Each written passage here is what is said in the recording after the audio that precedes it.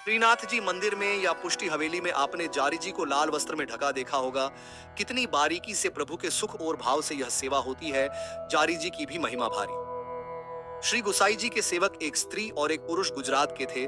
दोनों निष्कंचनता से श्री ठाकुर जी की प्रेम पूर्वक सेवा करते। एक दिन वह स्त्री श्री गुसाई जी के एक सेवक सेठ के घर उसके ठाकुर जी के दर्शन करने गई। उस स्त्री ने वहां ठाकुर जी की सेवा में खूब बड़ा प्रकार और धन वैभव देखा। दर्शन करके स्त्री अपने घर आई। घर आकर स्त्री अपने ठाकुर जी की सेवा में नहीं पहुंची।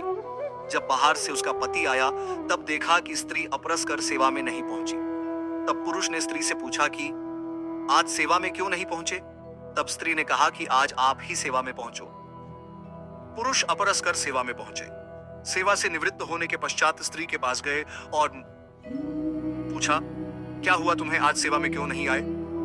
तब स्त्री ने कहा कि सेवा में तभी पहुंचूंगी जब वैभव से सेवा करूं। पुरुष कहे, ठीक है, भले वैभव से सेवा करना। दूसरे दिन सवेरे दोनों स्त्री पुरुष उठे।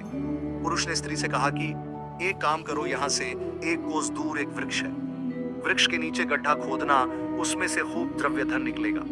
एक टोकरी में द्रव्य को भरकर ले आना और खूब वैभव से सेवा करना।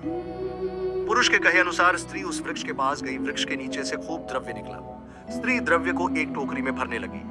तभी वृक्ष में से एक वाणी प्रकट हुई। वृक्ष बोला, तुम्हें मुझे कुछ देना पड़ेगा, तभी ये द्रव्य तुम यहाँ से ले जा सकती हो। स्त्री ने वृक्ष से कहा कि क्या चाहिए तुम्हें। तब वृक्ष ने कहा कि मुझे तुम झारी जी भरने का एक फल मुझे दो, तभी ये टोकरी भरकर द्रव्य तुम यहाँ से ले जा सकती हो। स्त्री ने कहा कि झारी जी का फल तो मैं तुम्हें कभी भी नहीं दे सकती। वृक्ष ने कहा, अधिक हो वो तुम रखना, कम हो वो मुझे देना।